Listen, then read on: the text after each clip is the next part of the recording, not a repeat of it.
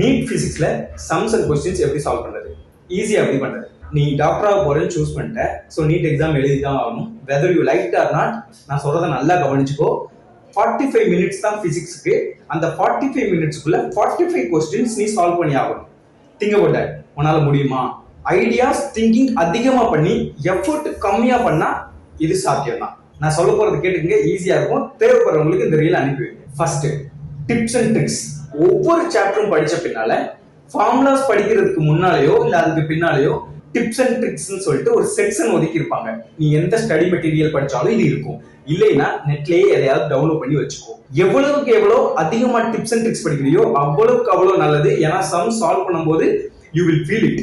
Number 2, practice PYQ. First படிச்சு முடிச்ச உடனே ஒரு 30 to 35 இயர்ஸ் PYQ அது சால்வ் பண்ணி முடிச்சிருக்கணும். JIPMER, NEET, APMT, whatever it is. எவ்வளவு எவ்வளவு PYQ முடிக்கிறியோ அவ்வளவு எவ்வளவு நல்லது. Number 3, practice important questions.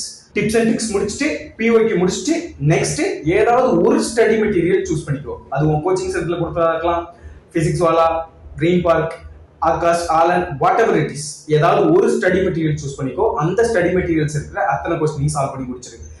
No more then that. அதுக்கு மேல நீ வேற ஏதாவது இன்டர்நெட்ல பாக்குறேன், அங்க பாக்குறேன், இங்கே பாக்குறேன்னு சொல்லிட்டு சால்வ் பண்ணணும்னு அவசியம் இல்லை. உனக்கு டைமும் கிடையாது. 4th ஒன் ரொம்ப ரொம்ப இம்பார்ட்டன்ட், பிராக்டிஸ் டைம். 45 மினிட்ஸ்க்குள்ள 45 கொஸ்டின்ஸ் உன்னால சால்வ் பண்ண முடியுதான்னு ஒவ்வொரு டைமும் செக் பண்ணி பார்த்துக்கோ. You have 1 year to practise. இதுதான் டைம்.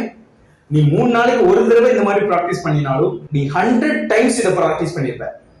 ஸோ கன்சிஸ்டன்சி, டிசிப்ளின் ரொம்ப ரொம்ப முக்கியம். நீ டாக்டர் தான் போக போறங்கிறத முடிவு பண்ணிட்டு தான் உட்காந்துருக்க. இந்த விஷயத்துல கூட உன்னால கன்சிஸ்டன்சி, டிசிப்ளினை ஃபாலோ பண்ண முடியலைன்னா நீ டாக்டர் சீட் வாங்கிட்டோ இல்ல டாக்டர் ஆகிட்டோ எப்படி டிசிப்ளினை ஃபாலோ பண்ண முடியும்னு ஒவ்வொரு வாட்டி ஒன்னிலேயே கேட்டுக்கோ. This will be easy. இவ்வளவு நேரம் நான் சொன்னது not for board exam, for NEET only. Next டிப்ஸ்க்கு பேஜை ஃபாலோ பண்ணி வச்சுக்கோங்க. தேவைப்படுறவங்களுக்கு ரீலை ஷேர் பண்ணிக்க. தேங்க்யூ.